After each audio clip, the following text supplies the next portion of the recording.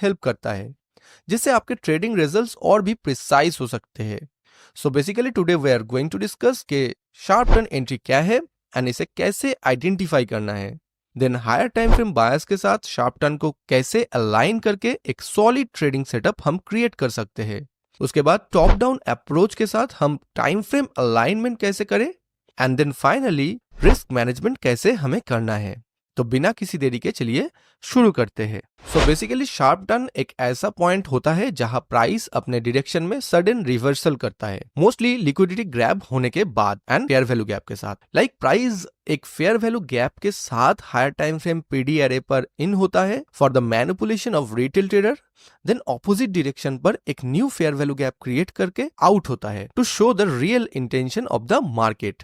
अभी PD arrays एक ऐसे प्राइस लेवल है जहां हायर टाइम फ्रेम पर हम प्राइस रिवर्सल को एक्सपेक्ट कर सकते हैं, लाइक स्विंग हाई और स्विंग लोस और fair value gap on the higher time frame. In other words, आपको सिर्फ चेक करना है कि प्राइस फेयर वैल्यू गैप के साथ higher time frame PD array पर एंटर करने के बाद ऑपोजिट डायरेक्शन में एक new fair value gap create करके शार्प रिजेक्शन दिखा रहा है या नहीं। बस इतना काफी है एक high probable trade find out करने के लिए। अब बात करते हैं कि कैसे आप हायर टाइम फ्रेम बायस के साथ शार्प टर्न को अलाइन कर सकते हो। बहुत ही सिंपल है। सबसे पहले मंथली, वीकली या डेली टाइम फ्रेम पर प्राइस का कंटेक्स्ट और बायस डिसाइड करना है। Then step by step lower time frames पर मूव करके स्टॉप हंट होने के बाद शार्प टर्न को आइडेंटिफाई करके एक हाई प्रोबेबल एंट्री एग्जीक्यूट करना है। अभी शार्प टर्न एंट्रीज या कोई भी पावरफुल एंट्री मॉडल के साथ रिस्क मैनेजमेंट के बिना आप कंसिस्टेंटली प्रॉफिटेबल नहीं बन सकते हैं। सो याद रखें कि आपका trades like entry and exit within context होना चाहिए एंड आपको एक proper risk to reward maintain करना है, जो कि एटलीस्ट 2 RR होना जरूरी है। एंड हमेशा कोई भी ट्रेड में अपने अकाउंट का 1 to 2% ही रिस्क ले, उससे ज्यादा नहीं। बेसिकली रिस्क को हमेशा अपने ट्रेडिंग प्लान के अंदर रखे और इंपल्सिव ट्रेड से बचे। याद रखिए, रिस्क मैनेजमेंट आपके लॉन्ग टर्म सक्सेस का फाउंडेशन है। सो अभी हम हैं निफ्टी के डेली टाइम फ्रेम के चार्ट पर, लेकिन इससे पहले अगर आप एक सिस्टमेटिक और रूल बेस्ड अप्रोच के साथ स्टॉक मार्केट में ट्रेडिंग सीखना चाहते हैं तो हमारे fair value gap mentorship program को ज्वाइन करके Nifty, bank Nifty, Sensex, crypto, commodity और फॉरेक्स जैसे मार्केट पे किसी भी टाइम फ्रेम पे कॉन्फिडेंटली ट्रेड करना सीख सकते हैं। ये प्रोग्राम आपको ट्रेडिंग के हर एक एस्पेक्ट को मास्टर करने में हेल्प करता है ताकि आप एक प्रॉफिट मेकिंग ट्रेडर बन सको। तो अभी अगर चार्ट पे वापस लौटते हैं, देन यहाँ पे हमें higher time frame like monthly, weekly या डेली टाइम फ्रेम पे हमारा पीडी एरे डिसाइड करना है। जैसे कि हम अभी डेली टाइम फ्रेम पे है, तो पीडी एरे मतलब हायर टाइम फ्रेम बायस को हमें पहले आइडेंटिफाई करना है। तो हायर टाइम फ्रेम बायस कैसे आइडेंटिफाई करें? सिंपली हायर टाइम फ्रेम बायस हमारे लिए फेयर वैल्यू गैप हो सकता है या स्विंग पॉइंट्स हो सकता है। जैसे कि अगर आप डेली टाइम फ्रेम पर नोटिस करोगे तो यहाँ पे क्लियरली एक फेयर वैल्यू गैप हमें दिख रहा है। अभी हम 15 मिनट टाइम फ्रेम पे जाके हमारा जो शार्प टर्न एंट्री है वो फाइंड आउट करने की ट्राई करेंगे। अगर हम इंडियन मार्केट में है तो ऑब्वियसली हमारा जो लोअर टाइम फ्रेम होगा जहां पे हम शार्प टर्न एंट्री आइडेंटिफाई करने की ट्राई करेंगे वो है 15 मिनट। लेकिन फॉरेक्स या क्रिप्टो मार्केट के केस में डेली टाइम फ्रेम से आपको 1 आवर टाइम फ्रेम पर मूव करना है। तो अगर हम 15 मिनट पर मूव करते हैं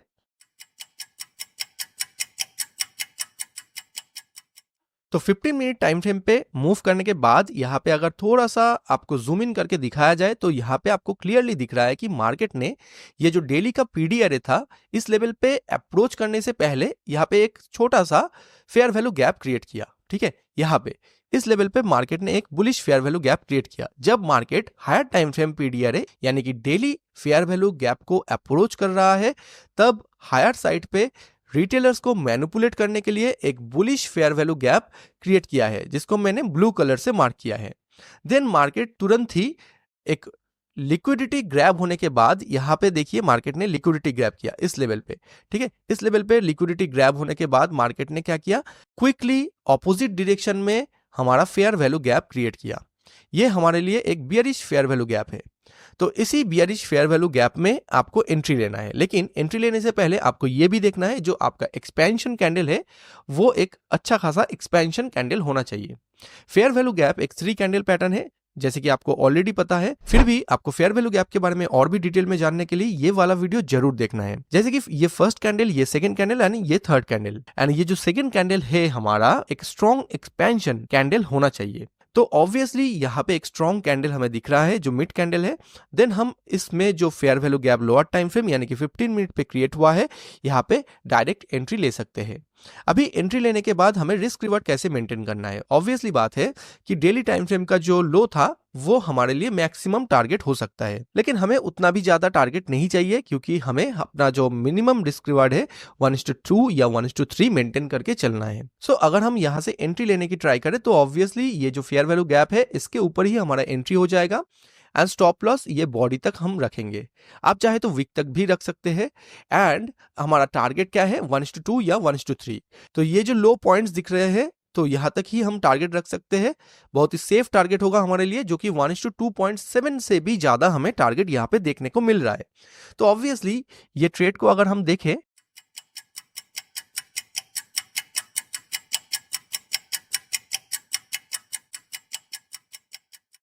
तो मार्केट ने बहुत ही क्विकली एंड इजीली अपना जो टारगेट है वो अचीव करके हमें दे दिया।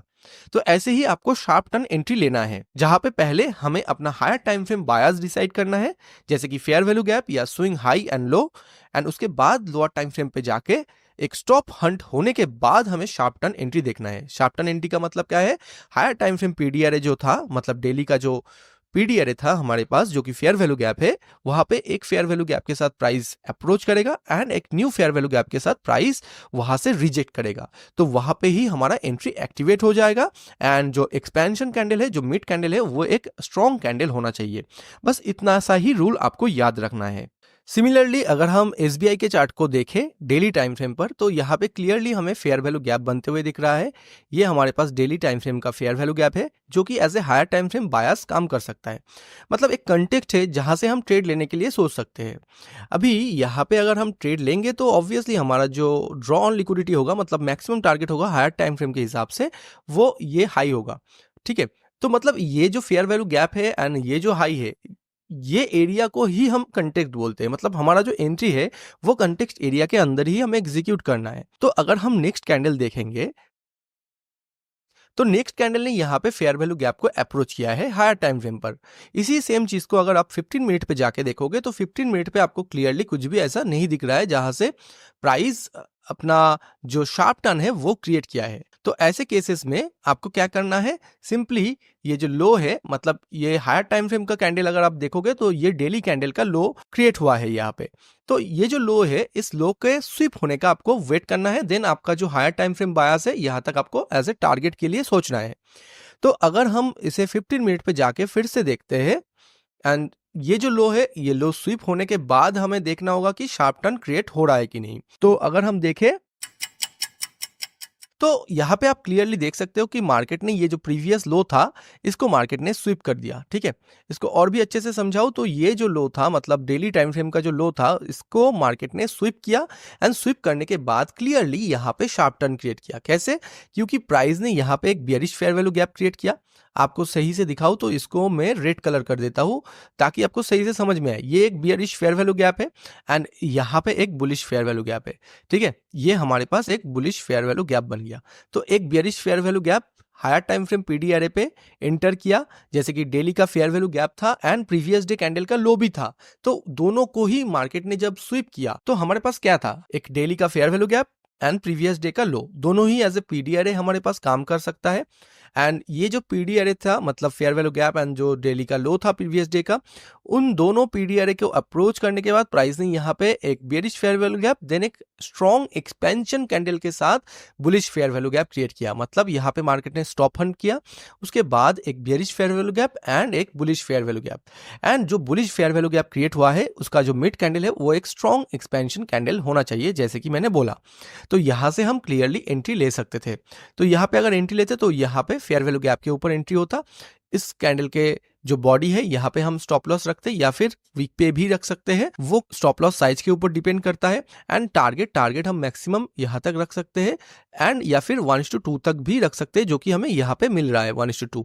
ठीक है, 1:2.5 के आसपास हमें यहाँ पे रिस्क रिवॉर्ड मिल रहा है। तो अगर हम देखें कि प्राइस ने यहाँ से कैसे रिएक्ट किया, तो आप देखिए जस्ट नेक्स्ट कैंडल ने ही यहाँ पे हमारा जो ट्रेड था वो एग्जीक्यूट करके विद इन 3 कैंडल हमारा टारगेट बहुत ही फास्ट अचीव करके दे दिया। 1:2.5 का जो टारगेट था वो बहुत ही जल्द हमें मिल गया। तो यही है, अगर आप सही से टाइम फ्रेम अलाइनमेंट करते हो, हायर टाइम फ्रेम बायस को लोअर टाइम फ्रेम के साथ अलाइनमेंट पे लेके चलते हो, तो आपका जो टारगेट है वो बहुत ही फास्ट एंड बहुत ही इजीली आपको अचीव होते हुए दिख जाएगा। उसके बाद मार्केट ने अपना जो ड्रॉ ऑन लिक्विडिटी था, जो फाइनल टारगेट था, वो भी हिट करके दे दिया। तो अभी चलते हैं हमारे लास्ट एग्जाम्पल की तरफ।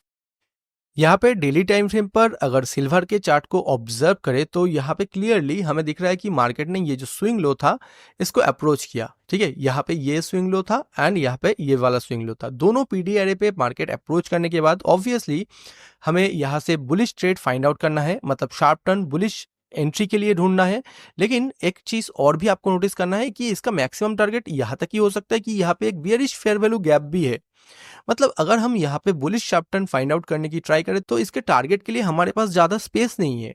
तो अगर नेक्स्ट कैंडल को हम थोड़ा सा ऑब्जर्व करने की ट्राई करें तो यहाँ पे नेक्स्ट 2 कैंडल पे आप देख सकते हो कि प्राइस ये जो बियरिश फेयर वैल्यू गैप था डेली पे, इसको कंप्लीटली डिसरेस्पेक्ट करके इसके अपर साइड पे क्लोज भी कर दिया एंड एक बुलिश फेयर वैल्यू गैप इस लेवल पे हायर टाइम फ्रेम पर क्रिएट किया। ठीक है, मतलब बियरिश फेयर वैल्यू गैप को डिसरेस्पेक्ट करने के बाद एक bullish fair value gap market ने इस लेवल पे क्रिएट किया। तो ये बियरिश फेयर वैल्यू गैप अभी कोई काम का नहीं है क्योंकि यहाँ पे प्राइस ऑलरेडी ट्रेड कर चुका है, मतलब बियरिश फेयर वैल्यू गैप को मिटिगेट कर चुका है एंड ऑलरेडी प्राइस ने ये स्विंग लो को अप्रोच किया है। मतलब यहाँ से हम प्राइस रिवर्सल एक्सपेक्ट कर सकते हैं। उसके बाद डेली टाइम फ्रेम पर प्राइस ने एक बुलिश फेयर वैल्यू गैप भी क्रिएट किया। तो ये हमारा हायर टाइम फ्रेम पर्सपेक्टिव बन गया। इसके बाद अगर इसी को हम 1 आवर यानी कि लोअर टाइम फ्रेम पर जाके देखें, क्योंकि फॉरेक्स मार्केट के केस में लोअर टाइम फ्रेम आपका 1 आवर होना चाहिए इंस्टेड ऑफ 15 मिनट्स। अभी 1 आवर पे जाके अगर हम देखते हैं तो क्लियरली यहाँ पे आपको दिखेगा कि प्राइस इस लेवल पे अप्रोच करने के बाद कैसे रिएक्ट कर रहा है। जैसे कि ये हमारे पास डेली फेयर वैल्यू गैप है एंड इसके बाद अगर आप थोड़ा सा ऑब्जर्व करोगे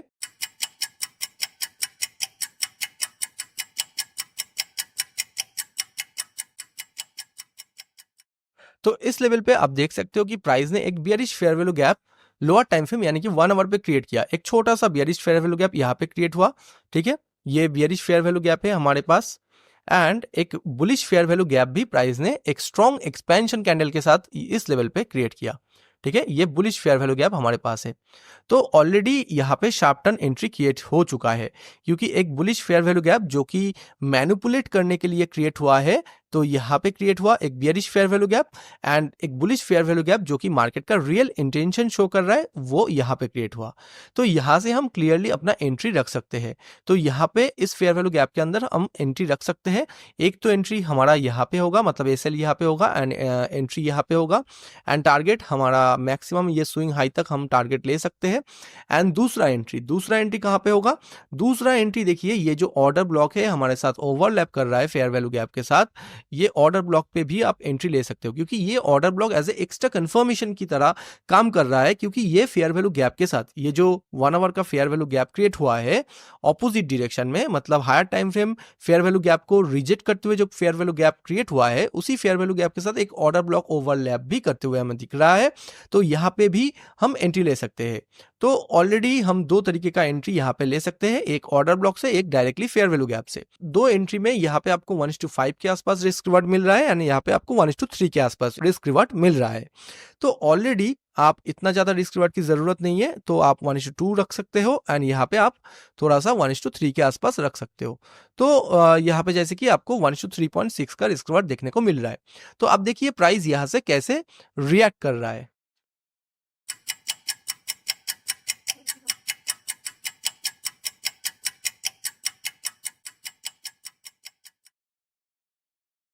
तो जैसे कि आप देख सकते हो प्राइस ने यहाँ पे दोनों एंट्री को एक्टिवेट भी किया एंड अचीव भी किया टारगेट। तो ऐसे ही बहुत ही इजीली आप अपना जो रिस्क रिवार्ड है वो मेंटेन करते हुए शार्प टर्न एंट्री को हायर टाइम फ्रेम बायस के साथ अलाइनमेंट कर सकते हो। बहुत ही इजी तरीका है जो कि आपको मतलब हर एक मार्केट में हर एक टाइम फ्रेम पर मिल जाएगा।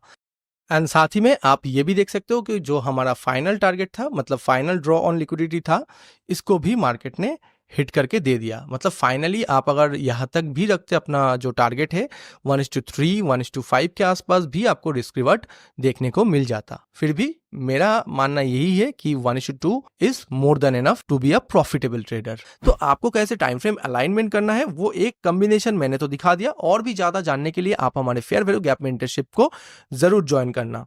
ये आपके लिए बहुत ही ज्यादा हेल्पफुल होगा। आपके ट्रेडिंग करियर के लिए ये एक गेम चेंजर साबित हो सकता है। तो ऐसे ही बहुत ही easily simple and clear rule based approach के साथ आपको मार्केट को अप्रोच करना है। सो आज हमने डिस्कस किया कि शार्प टर्न एंट्री को कैसे आइडेंटिफाई करें, हायर टाइम फ्रेम बायस के साथ कैसे अलाइन करें और टॉप डाउन अप्रोच और रिस्क मैनेजमेंट कैसे इंप्लीमेंट करें। अगर आपको ये वीडियो यूजफुल लगा हो तो जरूर चैनल को लाइक, शेयर और सब्सक्राइब करें एंड कमेंट में अपना फीडबैक देना मत भूलना। There is also free Telegram channel जहां लाइव मार्केट अपडेट्स के लिए आप डिस्क्रिप्शन में दिए हुए लिंक से ज्वाइन कर सकते हो। So see you on the next video. Thank you and happy trading.